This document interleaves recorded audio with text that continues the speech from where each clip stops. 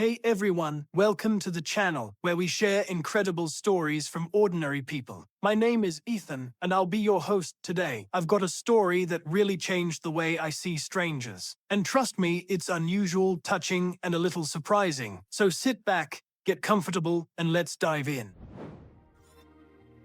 Hey everyone, I'm Ethan. Today I want to share something that felt less like real life and more like a daytime soap opera happening right outside my window. At first, I genuinely thought someone had their TV turned up too loud. That kind of dramatic yelling you only hear in reality shows. Then I realized the yelling was real. It was coming from outside.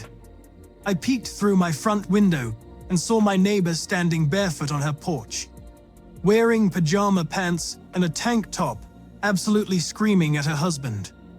He was dragging a massive suitcase toward his car, completely ignoring her. She was yelling things like, "So you're really just walking away after everything? Be a man for once and say it to my face. You'll regret this when she leaves you too." And yes, she said she. Less than 10 minutes later, the husband sped off. And when I say sped off, I mean tires screeching gone. I thought that was the end of it. It was. Not even 10 minutes after that, a silver BMW pulled up. Out stepped her sister. And I mean this sincerely. She looked like she just walked out of a Beverly Hills brunch. Perfect hair, perfect outfit, calm energy. My neighbor stormed off the porch and yelled, "Of course you show up now." The sister fired back immediately. He needed someone who actually listens to him. I nearly choked on my iced coffee. They started yelling back and forth, finger pointing. At one point, my neighbor even shoved her sister's shoulder. I had one foot out my front door, ready to step in if it got physical. While texting my husband, updates like this was breaking news. And then my neighbor screamed something that hit everyone within earshot. He was my husband, and you were supposed to be my sister. The sister didn't raise her voice. She didn't scream back. She just said calmly, "He told me you would react like this." Then she got back into her car and drove away. My neighbor just stood there, completely frozen. Like everything finally hit her all at once. After a few minutes, she quietly went back inside. I thought that was it. Enough drama for one day. I was wrong. About 30 minutes later, I heard the sound of glass clinking. Slowly, deliberately, I looked out my office window toward her yard. She was outside again, this time tossing empty wine bottles into the trash one by one. Not angrily, almost theatrically, like she wanted someone to hear. Then she sat down on the curb and lit a cigarette. First time I'd ever seen her smoke. My cat and I just sat there watching, like it was the season finale of a show we never signed up for. After that, nothing. Her husband's car never came back. Her sister didn't return. Blinds closed. Silence. At that point, I didn't know what I had just witnessed.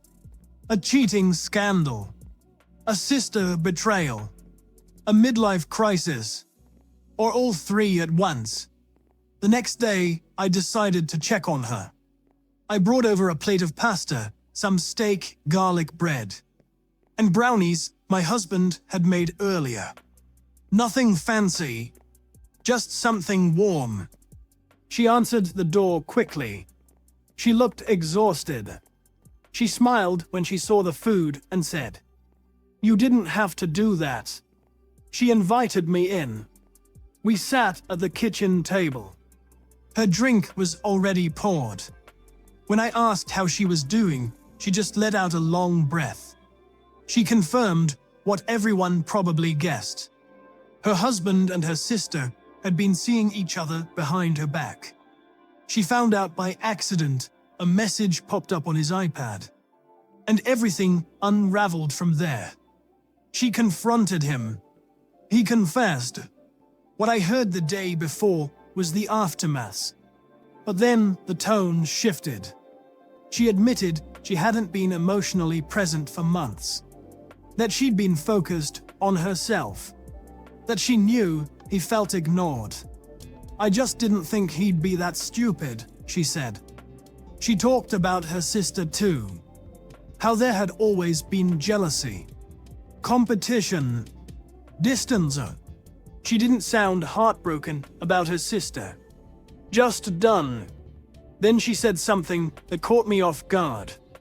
She told me she'd emotionally checked out of the marriage a long time ago, but stayed because she wanted the upper hand in the exit. She talked for nearly 20 minutes without stopping, and the more she spoke, the clearer it became. This wasn't just a woman reacting to betrayal.